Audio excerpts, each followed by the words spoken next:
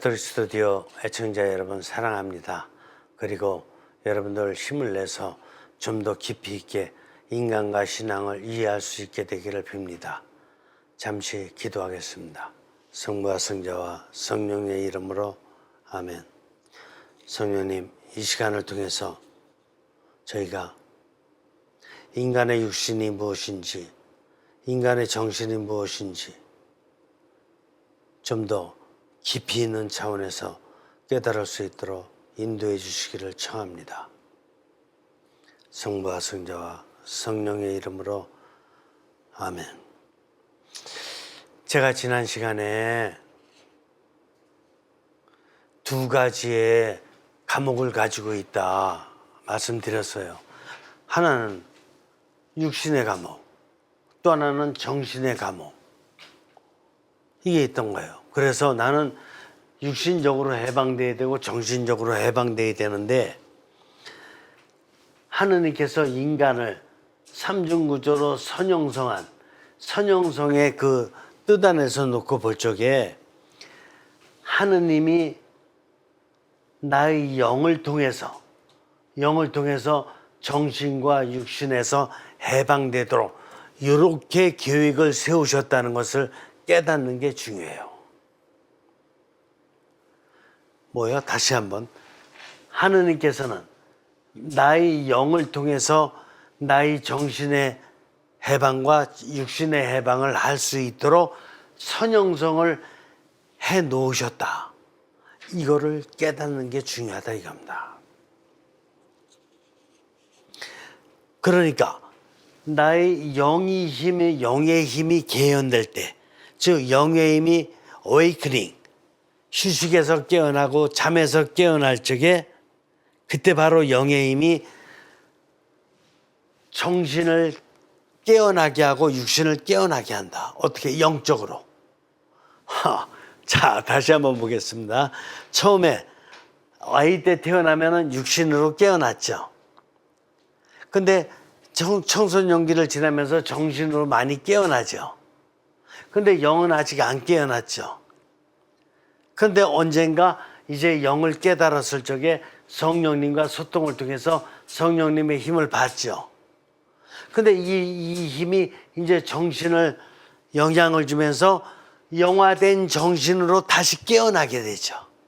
아직 정신이 영적으로는 아직 안 깨어난 입장이에요. 인간적인 정신만 깨어났지 영화된 정신으로는 안 깨어난 거예요. 근데 영이 움직이기 시작해야지만이 이제 정신이 영적으로 다시 깨어나고, 육신도 아직까지는 그냥 눈으로 보는 육신이요. 개나리 보면 개나리고, 채송화 보면 채송화고, 이렇게 컵 보면 컵이야. 그런데 영화된 육신으로 깨어나게 되면 이 육신이 개나리를 놓고 보더라도, 개나리 안에 성령님의 힘이 계속 움직이면서 개나리가 노란 꽃으로 피어나게 하고, 또 이렇게 잘 자라나게 하고, 채송화를 보면서도 아주 이렇게 채송화의 뿌리부터 성령님께서 이렇게 힘을 다 이렇게 형성시켜 주셔가지고 이렇게 예쁜 채송화로 자라나게 되고, 이 컵도 이렇게 모든 세상의 물질을 이용해가지고 이 컵을 갖다가 만들 때 또 이렇게 그 컵을 만드는 그 기능공에 힘을 주셔서 더 예쁜 꽃, 이런 데 꽃도 좀 잘 들어가는 꽃, 이런 꽃을 만들 수 있도록, 이런 컵을 만들 수 있도록 힘을 주고 계시고, 이걸 알아듣는 눈으로 바뀐다 이거예요. 이게 성령님이 힘이 들어간 개나리, 채송화, 컵이 될 적에 영화된 눈이 되는 거라 이겁니다. 그러니까 처음에는 육신이 깨어나고 정신이 깨어나지만, 영이 깨어난 이후에는 영화된 정신이 깨어나고 영화된 육신이 깨어난다. 그래서 두 번 깨어나야 된다. 어려워요? 근데 이것만큼 재미난 게 없는데 사실은. 그냥 나를 자꾸 영화된 육신으로, 그냥 내 눈을 영화된 육신으로다가 변화시키고, 내 귀를 영화된 육신으로 변화시키면 어떻게 됩니까? 한번 저한테 전화 걸어서 물어보셔요. 제가 그럼 답변해 드릴게요. 영화된 육신 귀로 깨어나면은 여기서 이렇게 바람 소리가 딱 들리면, 저게 성령님의 어떤 그 섭리로 안에서 움직여주는 성령성의 질서 놓으신 성령님의 힘이 함께 움직이는 이게 형성의 바람이로구나. 구름이 이렇게 흘러가게 되면 저게 형성의 구름이로구나. 이런 것 같은 거를 보기도 하고 느끼기도 하는 거예요. 그리고 좀 이렇게 누가 이렇게 이웃을 갖다가 욕하거나 험담하는 소리가 들릴 적에는 묘하게도 이게 들리긴 들렸는데 바로 성령님께 넘어가서 내 머릿속에 이게 기억이 안 돼. 그냥 바로 넘어가. 이게 형성의 귀야. 영적인 귀예요. 그렇기 때문에 이 모든 것을 영적으로 다시 태어나게 한다라는 게 얼마나 신비스럽냐고. 인간만이 그래요. 개구리 눈은 영적인 눈으로 못 바꿔. 개 눈도 안 돼. 영적인 눈으로. 하느님의 힘이 담긴 것으로 보는 이 영화된 눈, 영화된 귀, 영화된 입으로 못. 입도 그냥 말하는 게 아니라 늘 하느님의 뜻이 담긴 말을 하게 돼요. 그래서 예수님의 말이 말씀인 거야. 하느님의 힘이 안 담긴 그런 얘기를 할 수가 없어요. 이미 입이 영화되면. 이해가 되셔요? 그러니까 재밌죠. 자, 그래서 하느님의 힘이 나의 영을 통해서 육신과 정신을 해방시키는 것입니다. 나의 영의 힘이 육신의 깨어남과 정신의 깨어남을 돕고 있다고 보는 것이 형성과학적 통찰입니다. 다음에 한 장 넘기세요. 34쪽. 그러면 정신이라는 것은 어떤 역할을 하는 힘이냐? 이거에 대해서 보겠어요. 인간 삼중구조 중에서 정신은 종합창고다. 이렇게 할 수 있습니다. 뭐예요? 이거 굉장히 중요한 말이니까 또 빨간 글씨로 써야지. 정신은 뭐예요? 종합창고. 자, 잘 알아보세요. 아까 영은 뭐라 그랬어요? 높은 에너지. 영은 에너지 레벨이 가장 높은 에너지예요. 정신보다 높고 육신의 에너지보다 높아요. 그래서 정신의 에너지를 자꾸 영화시키는 거야. 육신의 에너지를 영화시키고. 그게 바로 영의 높은 에너지야. 근데 정신은 뭐야? 정신은 종합창고래요. 야, 이게 무슨 의미인가? 또 한번 보자고요. 즉 정신은 육신의 오감에서 들어온 모든 정보를 가지고 그렇구나. 육신의 뭐예요? 육신의 뭐예요? 오감. 오감에서 들어온 모든 정보를 가지고 기획, 종합합니다. 오감으로 들어온 걸 갖다가 뭐 하는 거야? 기획, 종합 합니다. 여태 우리가 그렇게 살아온 거예요. 눈으로 본 거, 자, 얼굴이 제일 중요해요. 보셔요. 눈으로 본 거 시력이죠. 그 다음에 코로 냄새 맡은 거 후각이죠. 입으로 말한 거, 입으로 맛보는 거 미각이죠. 귀로 듣는 거 청각이죠.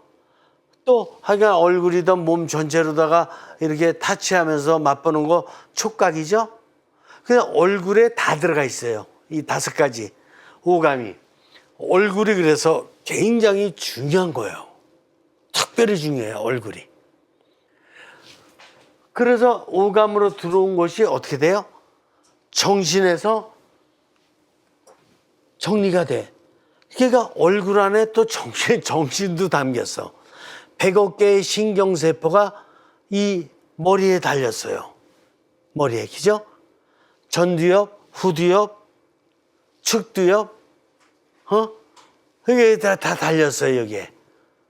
그래서 오감으로 들어온 것이 이 정신을 통해서 기억되고 또 계획을 세우게 되고 또 이렇게 판단도 하게 되고 상상도 하게 되고 이것이 다 여기 머리에서 이루어지고 있는 거야.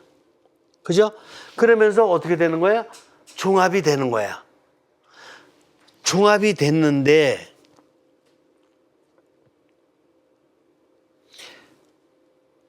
이중구조의 사람들은 정신의 기능이 여기서 끝난다.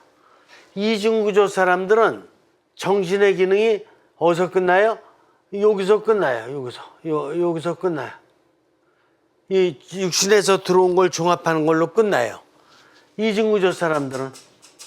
근데 정신은 다른 기능이 있어요. 무슨 기능이 또 있습니까? 없었는데 저 여태까지 40살, 50살, 60살까지 살아오면서 다른 기능 없었는데요. 그래서 여러분들 삶이 만족했어요? 항상 결실이 좋았어요? 아니죠. 어떤 때는 후회한 적도 있고 어떤 때는 반성한 적도 있고 어떤 때는 그래서 묵상도 하고 성찰도 하고 그랬잖아요. 왜 그래요? 여러분들이 한계 상황을 맞으니까 한계. 여러분들이 육신의 오감으로 들어온 것을 아무리 기획하고 종합을 냈다 그러지만 그 뜻이 한계가 있잖아요. 하느님의 뜻과 이렇게 내가 생각했던 것이 하느님의 뜻에 만족할까? 하느님께서 만족해 하실까? 기뻐하실까? 생각해 놓고 보면 여전히 내 욕심이 들어가 있잖아. 거기에는. 그렇죠? 그러면서 또 나의 한계성도 느끼잖아요. 더 좋게 계획하고 싶은데 잘 안 되잖아. 그때. 이거를 갖다 또 다른 기능이 뭐냐? 이 한계를 느꼈을 적에 바로 이것을 영으로 보내는 기능이 있는 거예요. 정신 안에는. 근데 이중구조 사람들은 그 기능을 안 사용해요. 정신으로 보내는, 정신으로 이제 영에 보내는 기능을 안 사용하는 사람들이 있어요.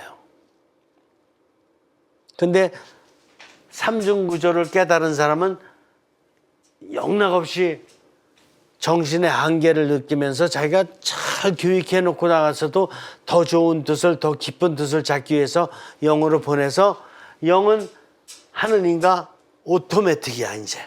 영의 기능은 그런 기능이에요. 올라온 것, 올라오기만 하면은 성령님께 바로 보내. 이게 영의 기능이에요. 그래서 성령님께 더 깊은 뜻, 더 좋은 당신의 뜻을 알려주십사고 이렇게 간청을 드리는 거예요. 자동이야.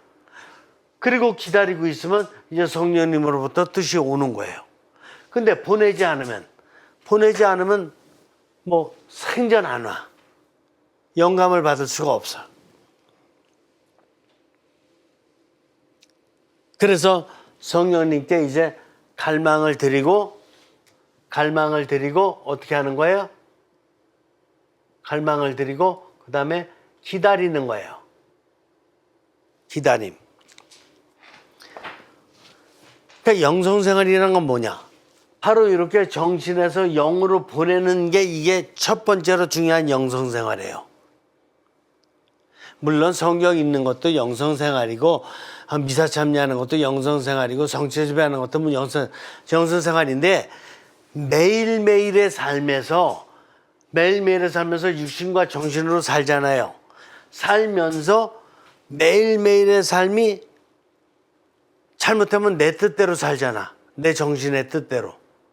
근데 하느님의 뜻대로 살아야 되거든. 그러니까 매일매일의 삶에서 뭐를 하더라도 영으로다 보내서 하느님께 갈망을 드려서 하느님의 뜻을 찾아보는 거, 그리고 기다리는 거. 그래서 하느님께 드리는 것이 영성생활이고 기다리는 것이 영성생활이에요. 그러면 하느님으로부터 영감이 오느냐? 꼭 와요. 자, 제가 예를 들어 드릴게요. 자, 이제 자매님들 같은 경우에 이제 밥을 합니다. 밥을 하려면은 육신으로다가 이제 밥할 수 있는 재료를 준비하잖아요. 오늘 쌀 얼마큼 넣을까? 또 그거에 따른 물은 얼마큼 넣을까? 또 이렇게 불은 몇 분 정도 켜놓을까? 이런 거 같은 걸 이제 육신과 정신으로다가 준비를 합니다. 준비하면 끝났죠? 끝났습니까? 아니에요. 안 끝났어요. 그 준비된 그 쌀이 그게 내가 물론 사오긴 했지만 그 쌀 안에 하느님의 힘이 들어가 있습니까? 없습니까? 들어가 있죠. 그 준비된 물 안에 하느님의 힘이 들어가 있습니까? 안 있습니까? 들어가 있죠.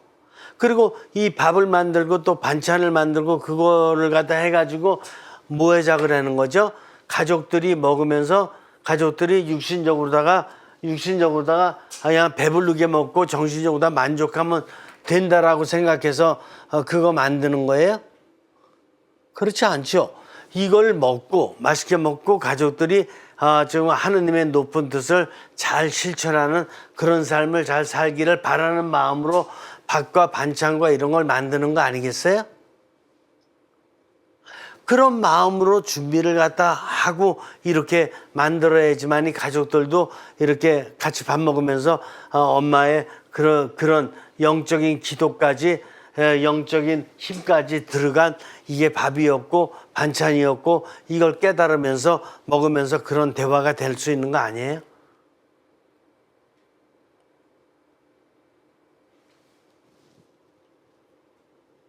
그러니까 모든 일이 다 그래요. 또 직장에서 아빠들이 가서 직장을 할 적에 직장 가서 일을 할 적에 그냥 나는 직장에 가서 이제 일을 하는데 어쨌든 내 육신과 정신을 가지고 일을 하는데 직장에서 일하는 것이 그 직장의 오너가 나한테 때가 되면 월급을 주니까 가서 직장에서 일을 하는 것은 맞죠. 그런데 그 오너가 시키는 대로만 나는 일을 하는 사람이에요? 내가 기계인가? 아니 직장에서 물론 오너가 있어요. 오너가 있어서 오너가 나한테 어떤 일을 해라고 지시를 하겠죠.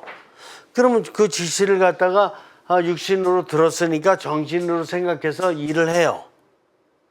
근데 이 직장 자체의 이 모든 것은 다 직장 안에는 하느님이 안 계셔요? 직장에 있는 건물 이게 왜 세워진 거예요? 하느님께서 이 모든 물질 문명 다 창조하셨으니까 그거 갖고 세운 거 아니에요? 그리고 회사 운영하는 그 프로그램이 보면 하느님께서 그만큼 좋은 능력을 이렇게 또 계속 주고 계시니까 그 능력 가지고 이런 포맷을 아주 좋게 이렇게 했던 거 아니에요? 만들었던 거 아니에요? 그러면 직장의 오너는 이게 외적으로다가는 이 오너가 오너 같지만 그 본질적인 차원의 오너는 이 영원한 차원에서 놓고 봤을 때 하느님 아니에요? 그러면 나는 이 오너가 시키는 일을 갖다가 하긴 하면서도 또 나의 영 안에서 오너는 누구예요? 하느님 아니세요? 그러니까 오너가 시키는 일을 육신과 정신으로 하긴 하지만 하면서도 정말 이 직장의 본질적인 오너인 하느님께서 시키시는 대로 하느님이 시키시는 일을 한다라는 마음으로 정말 하느님의 일을 한다라는 마음으로 보다 더 정성껏 거룩한 마음으로 이렇게 해야 되는 거 아니에요? 오너가 월급 주기 때문에 한다 그러면은 그냥 그 해야 될 오너가 시키는 일들만 탁탁탁탁 해놓고 나서 나머지 시간 내가 얼마든지 빨리 쉬려 그러고 빨리 어떻게 해서라도 그냥 짬 내가지고 그냥 얼른 끝내놓고 나서 이렇게 하려고 하는 이런 생각이 날 수가 있지 않아요? 육신도 그렇고. 근데 그게 아니라 이게 하느님의 일이라 생각할 적에는 오너가 시키는 일을 하면서도 창의적인 하느님께서 어떻게 하면 지금 오너가 시키는 어떤 그거보다도 더 초월된 더 의미 있는 이런 걸 갖다 해낼 수 있을까라는 이런 창의적인 영감을 주실 거 아니에요? 그러니까 그런 영감을 받아서 일을 해나갈 적에 직장 생활이 그 오너와 같이 하면서도 하느님과 같이 하는 이런 직장 생활이 되는 거 아닌가요? 아니에요. 밥할 적에도 하느님과 같이 하고 직장 생활도 하느님과 같이 하고 이런 걸 깨달았을 적에 우리는 일상을 갖다가 하느님 안에서 살아가는 거지. 뭐 미사 참여할 때만 하느님 안에서 살아가는 거고, 뭐 성사 생활할 때만 하느님 안에서 살아가는 거고, 성경 읽을 때만 하느님 안에서 살아가는 거예요. 직장 안에서 내가 일할 적에 그게 바로 하느님의 일을 하는 직장이 아니에요? 하느님 없다면 이 직장이 어떻게 있을 수 있을까? 하느님이 이 세상 안 만들으셨으면 직장이 있을 수가 없잖아요. 하느님이 이 세상 안 만들었으면 우리 밥 없어요. 어떻게 밥이 있냐고요? 그렇지 않겠어요? 그러니까 우리들의 매일매일의 삶의 24시간 동안에 24시간의 오너는 중심에 계신 하느님이신 거예요. 그리고 부분적으로다가 이 오너가 좀 있는 것인데 이 오너는 완전한 오너가 아니라 하느님으로부터 이런 능력을 부여받아서 정말 다 좀 더 이렇게 세상을 잘 가꾸라고 사람을 잘 돌보라고 이렇게 맡은 책임받은 어떤 포도원의 어떤 지주에 불과하지 오너가 아닌 거예요.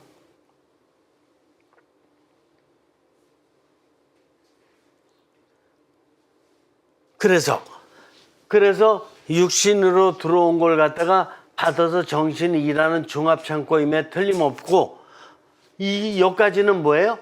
여기까지는 직장 오너예요. 직장 오너가 시키는 대로 하는 거고 가정 안에서 어머님이 이 차원에서 밥을 짓는다 그러면은 그냥 가정 안에서 인간적으로 내가 해야 될 일 하는 거예요. 그런데 이걸 영으로 넘겨서 성령님께서 주시는 영감까지 받으면서 이걸 정신에 넘겨서 영화된 정신으로 성령님의 뜻을 생각하고 영화된 육신으로 성령님의 뜻을 이룬다고 하면은 여기에 또 하나의 종합창고가 생기겠어요? 안 생기겠어요? 생기지. 이 두 가지를 다 묶는 종합창고가 정신이다 이거예요.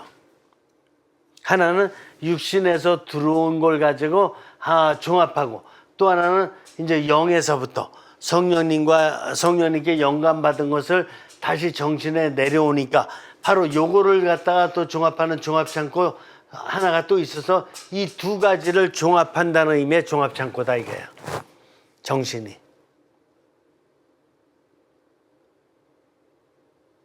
이해가 되실까요? 예?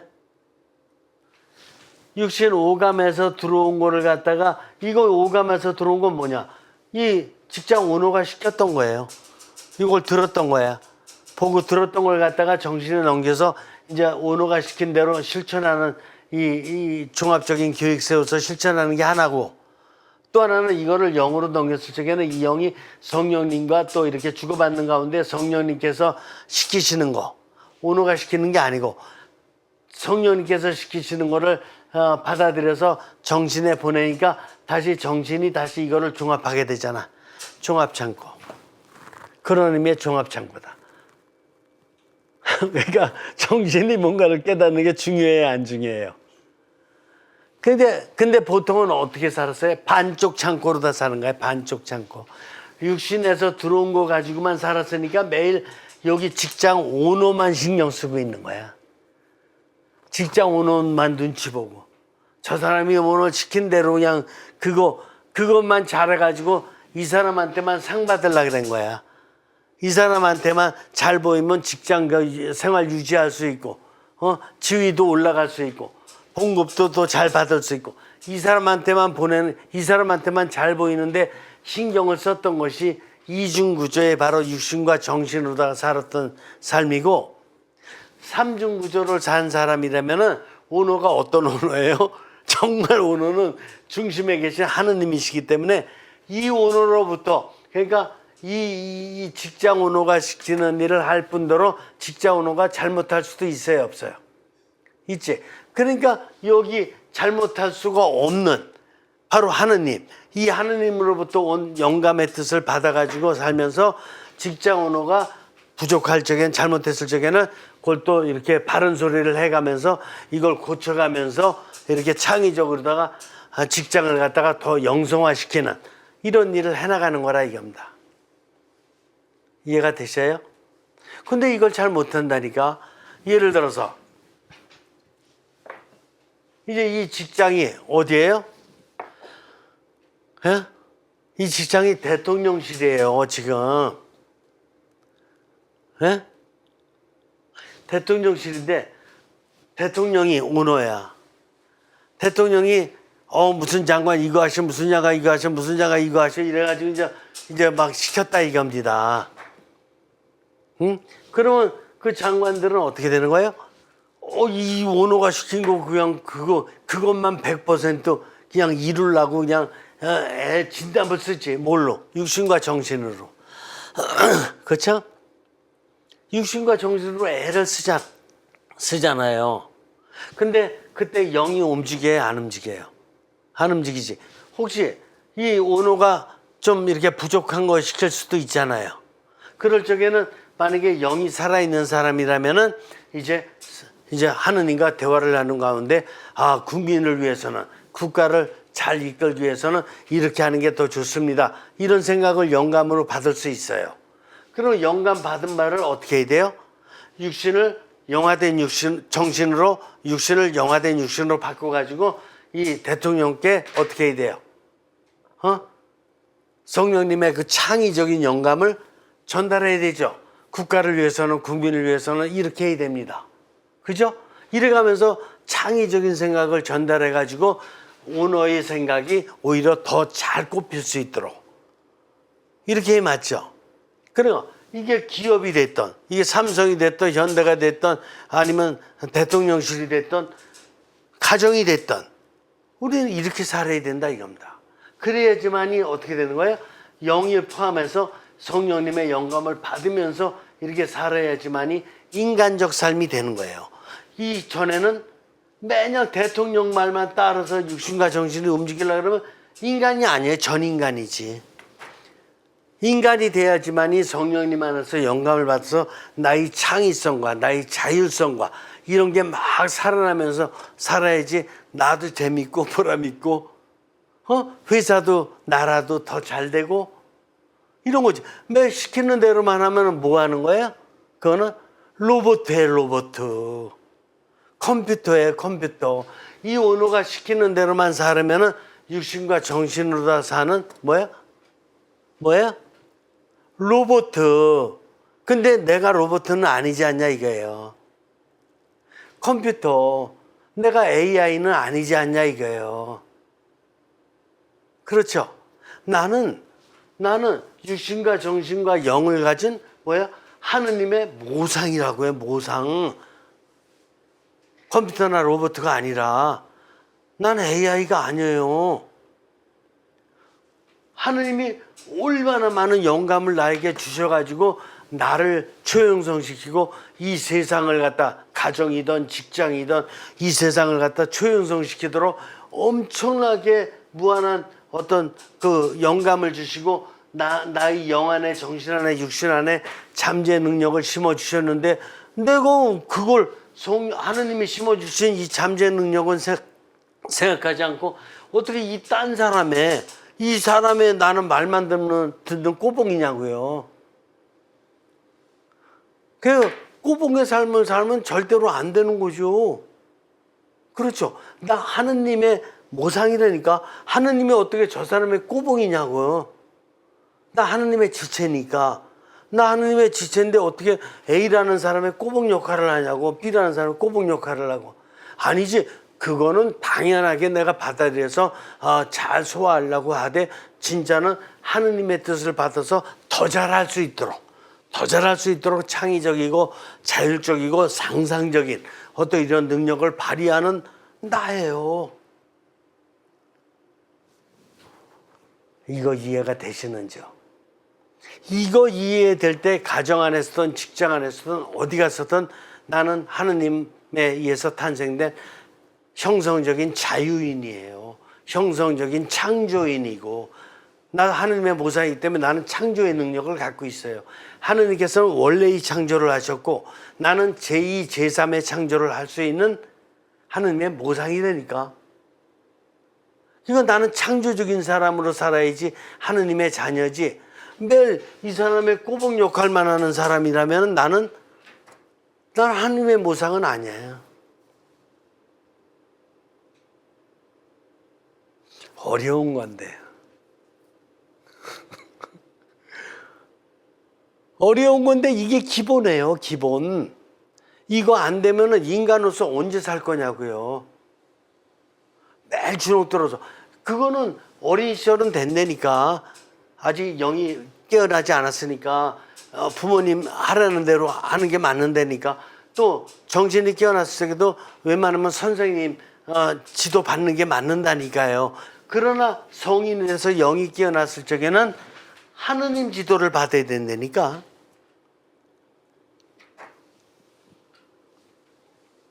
자, 여러분들이 재미나게 이렇게 이해하시면서 지금 따라오리라고 생각을 합니다.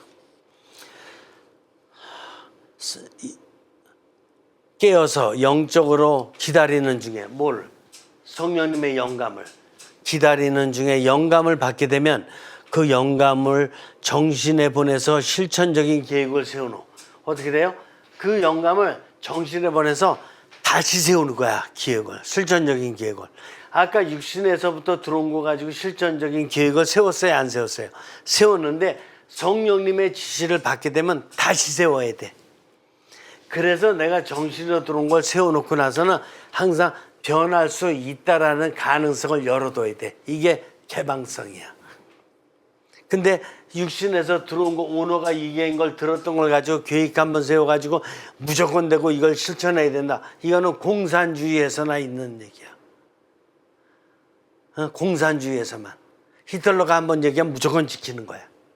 이건 공산주의에서만 있는 거고, 이게 자유인들은 영이 있기 때문에 하느님의 지시를 받아서 내가 세웠던 계획을 다시 창의적으로 하느님의 힘까지 포함시켜서 다시 세워야 돼.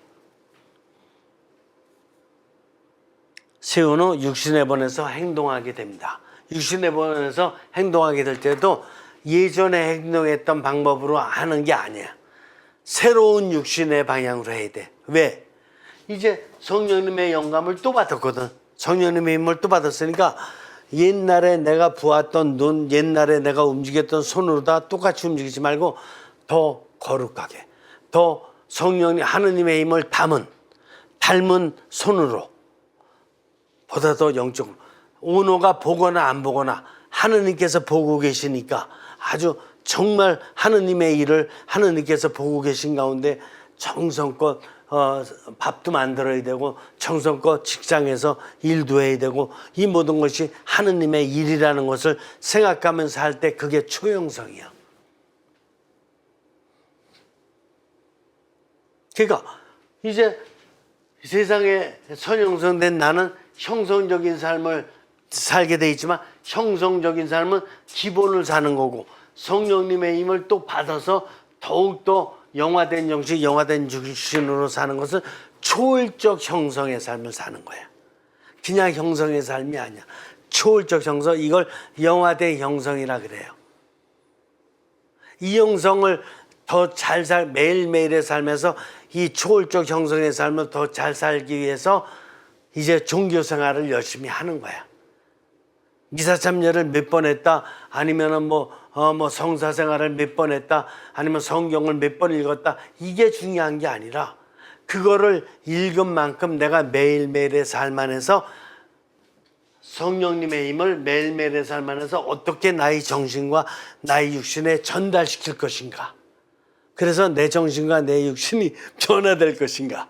변화만 되면 24시간을 성령님의 뜻으로 성령님의 힘 가지고 같이 보태서 살 수가 있어요. 이해가 되실까? 어시물이 그냥 성경 읽는 시간이 얼마나 중요해. 근데 예를 들어서 성경 읽는 시간을 갖다 내가 정해놨어요. 그건 대단히 좋은 거지. 그래서 하루에 2시간은 이제 성경을 읽고 쓰도록 하겠습니다. 이게 정해놨어요. 내가 미사 참여는 매일 미사 참여 어느 시간에 이렇게 하겠습니다. 정해놨어요. 그 정해놓은 거 좋아. 정해놓은 거 좋아.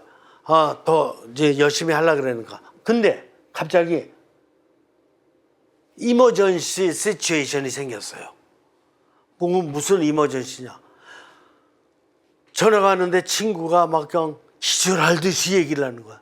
지금 내 남편이 막 그 도둑이 들어와서 막 칼로 찔렀는데 지금 막 그냥 어떻게 될지 몰라. 근데 난 네 집 전화번호밖에 몰라서 그냥 전화 걸었어.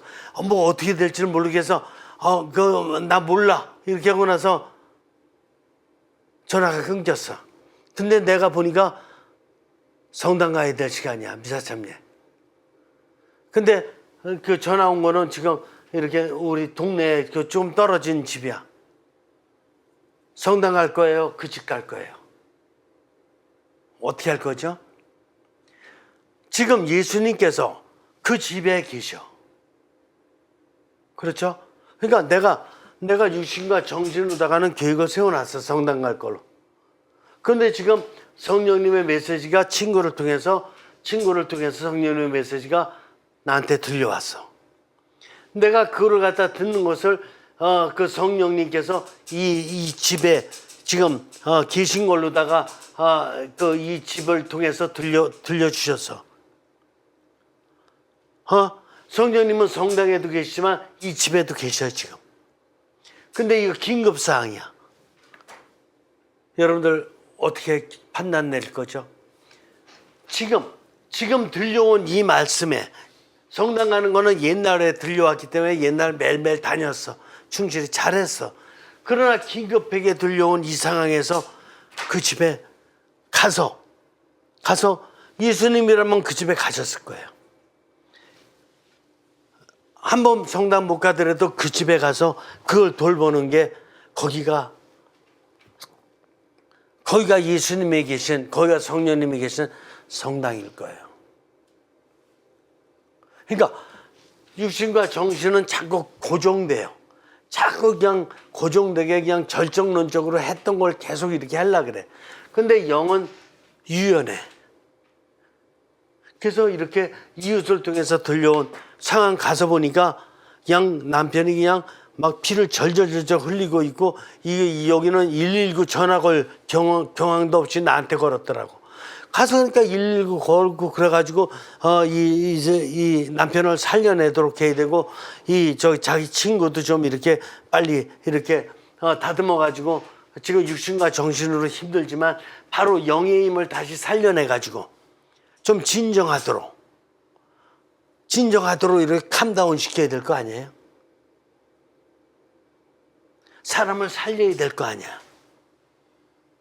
그렇죠. 그게 바로 뭐냐? 그게 바로 영화된 정신이 살아있는 거야. 그냥 육신적인 정신만 가지고 있으면은 이웃한테 전화를 딱 받았다고 하더라도 아니야, 나 지금 내가 미사 가서 이렇게 기도해 주는 게 더 나을지도 몰라. 그리고 나서 그냥 내비두고 가서 미사하고 그러고 나서 나중에 찾아가니까 이미 남편 죽었어. 이런 상황이 발생할 수 있다 이겁니다. 그러니까 우리는 육신으로 들어오는 정보를 가지고 정신으로 계획하는 이런 종합 창고는 나름대로 청소년 시절까지 살아왔던 걸로다가 충분해요. 성인이 된 입장에서는 영화된 정신을 갖고 있어야 되는 거야. 항상 여기서 육신에서 들어온 정보뿐만 아니라 성령님으로부터 들어온 정보가 무엇인지에 깨어 있어야 돼요. 그래야지만이 이웃의 호소도 들려오는 거야. 이 영화된 정신에. 그래서 정신의 교육을 바꾸는 거야. 육신의 교육도 바꾸는 거예요. 성령님이 우선이니까.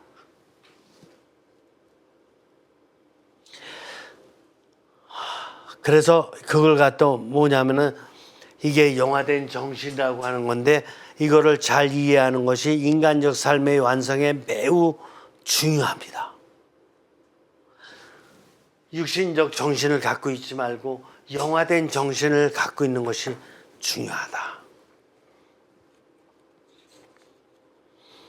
자, 이제 영화된 정신을 좀 더 보겠습니다. 형성과학은 인간의 정신을 역할이란 용어로 바꿔 사용합니다. 이제 여러분들이 이해하실 수 있을 거예요. 이 정신을 이제 제가 이쪽으로 뺄게요. 정신 이코로 역할. 이게 뭐냐? 이게 펑션이다 이거야.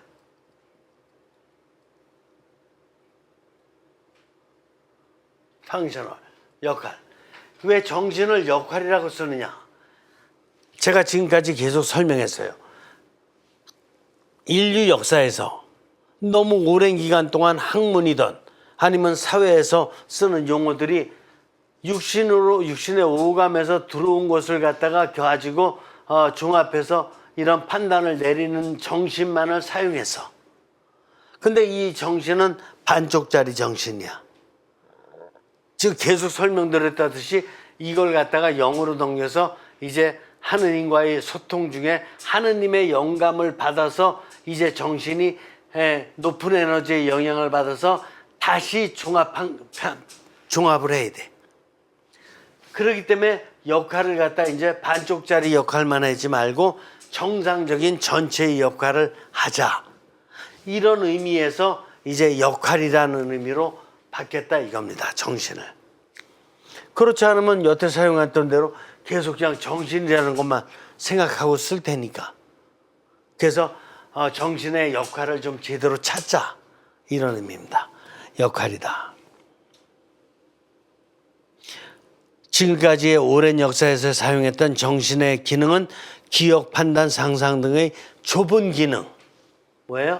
이걸 갖다가 좁은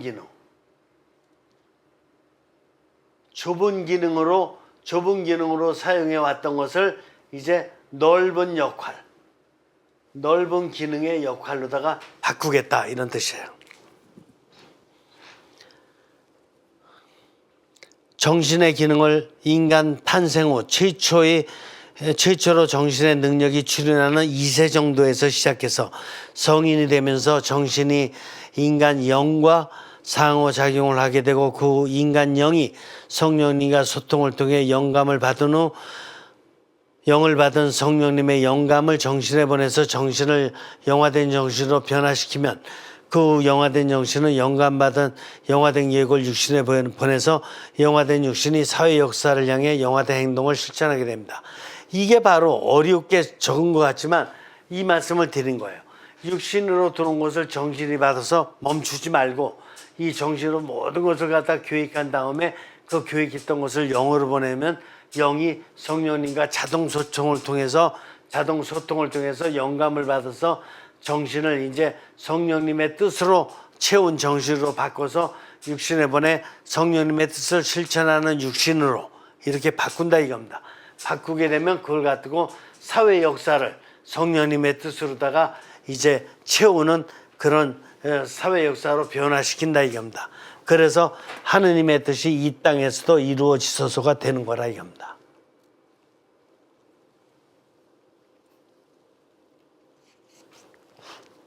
자, 여기까지 이제 이해하셨으리라고 봅니다. 제가 오랜 시간 말씀드렸어요. 역할적인 이 지각에 대한 정확한 이해는 인간 삶에 매우 중요합니다. 정신이 육신에서 들어온 정보만 가지고 판단하고 지각해서 실천한다면 여기에 삼중구조의 영적 에너지는 없이 사는 것입니다. 그때 바로 인간의 이중구조의 삶이 되기 때문에 인간적이 못되고 전인간적이 됩니다. 근데 영의 역할까지 받아서 살게 되면 그때 바로 이제 이중구조를 넘어서 삼중구조로다가의 인간적인 삶이 이루어지게 되는 것입니다.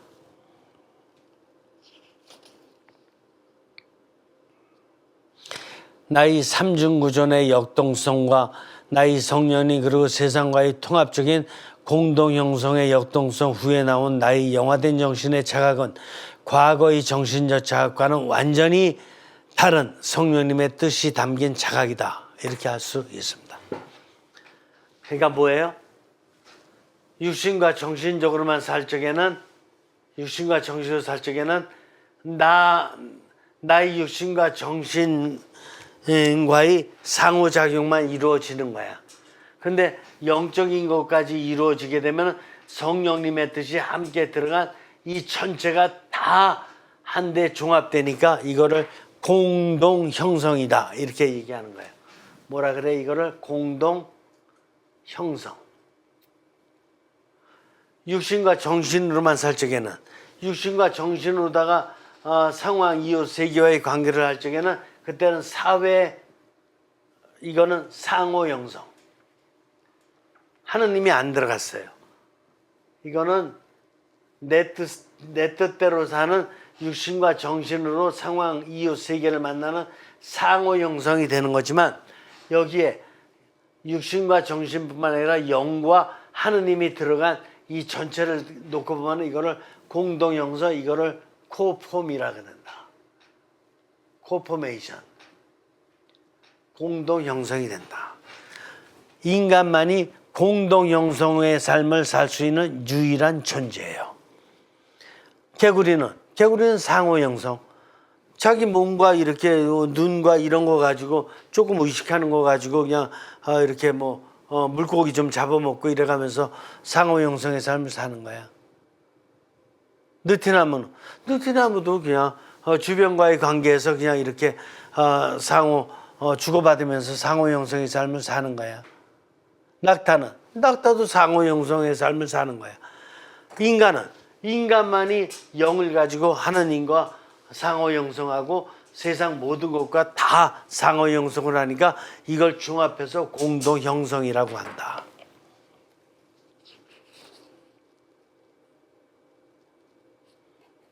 한 가지만 더 해요, 오늘. 역할적 양심. 그러니까 이 역할적 양심. 역할적 양심이라는 게 있습니까? 일생을 살면서 인간 정신의 역할 때문에 고민도 해보고 걱정, 괴로움, 방황도 하며 살고 있는 인류를 생각해 볼 때 참 정신의 역할, 즉 하느님께서 선형성시켜 주신 참 정신의 역할이 무엇인지 밝힐 필요가 있습니다. 정신의 역할은 기억, 상상, 판단, 양심, 육신과의 소통, 영과의 관계 등 매우 다양합니다. 그 중에서 역할적 양심과 영성적 양심을 구분할 필요가 있습니다. 정신은 나의 정신의 능력이라는 한계가 있습니다. 마찬가지로 역할적 양심도 나의 정신의 역할적 양심이라는 한계가 있습니다. 그러니까 정신의 양심이라는 것은 뭐가 있어요? 한계가 있다 이겁니다. 따라서 정신적 역할이 초월되기 위해서는 나의 영과 연결되어 나의 영이 성령님과 소통되어 초월적 영감을 받아야 됩니다.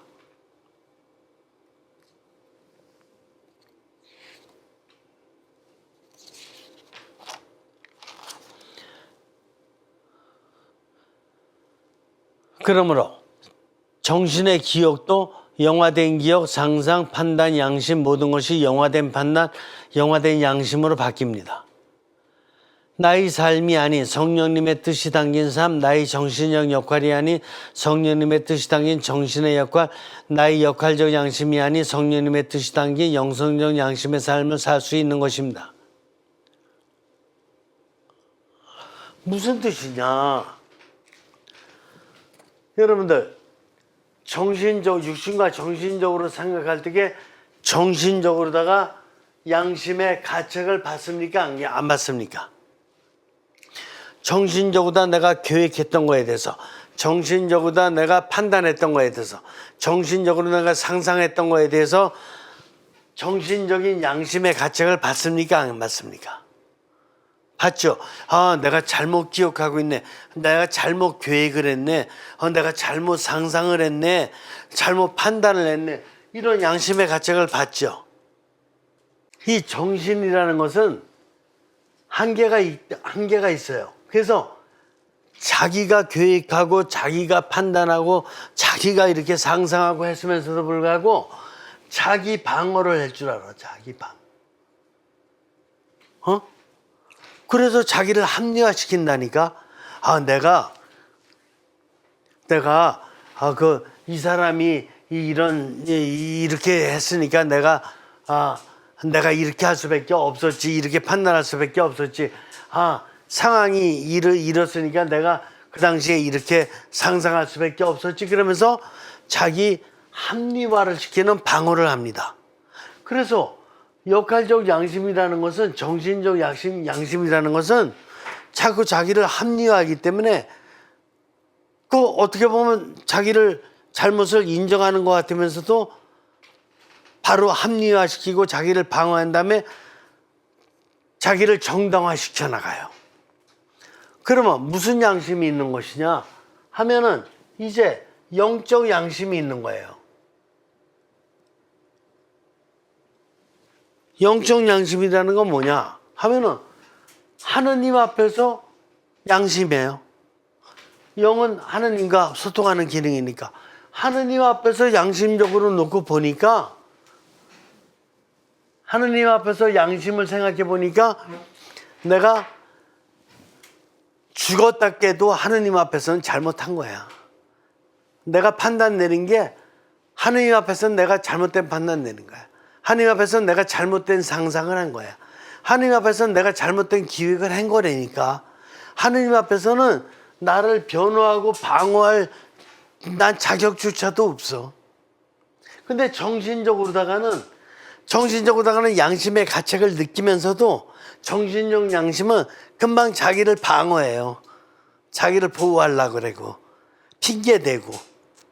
근데 하느님 앞에서 영적 양심은 그걸 절대로 못해요. 그러니까 인간이 지녀야 될 양심은 무슨 양심을 가져야 되느냐 하면은 영적 양심을 가져야 되는 거예요.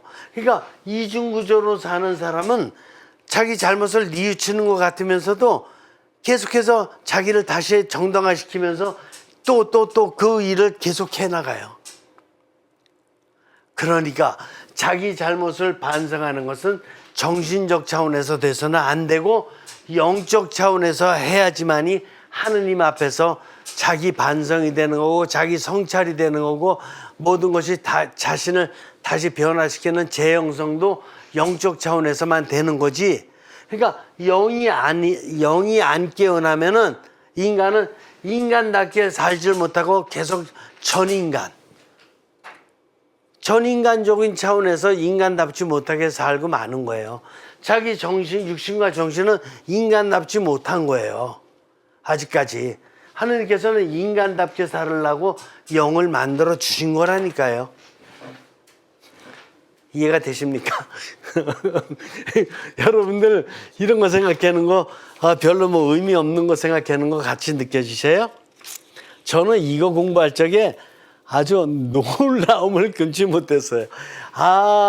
이런 거로구나 내가.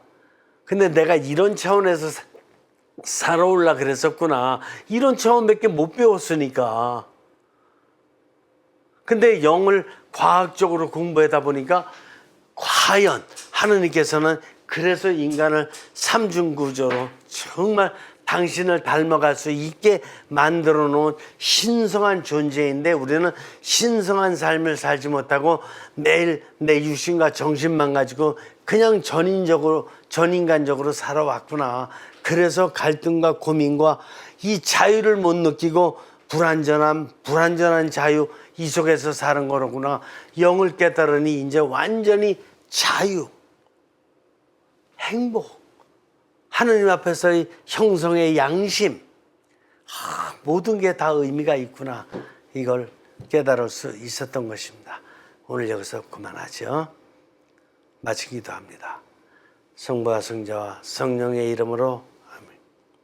성령님, 오늘도 그냥 육신적 정신이 아니라 영적 정신, 이거를 일깨워 주시고 그냥 정신적 양심이 아닌 영적 양심의 소중함을 일깨워 주심으로써 저희들을 보다 더 완전한 인간이 될 수 있도록 영적 각성을 이끌어 주심에 감사를 드립니다. 고맙습니다. 성부와 성자와 성령의 이름으로 아멘. 수고하셨습니다.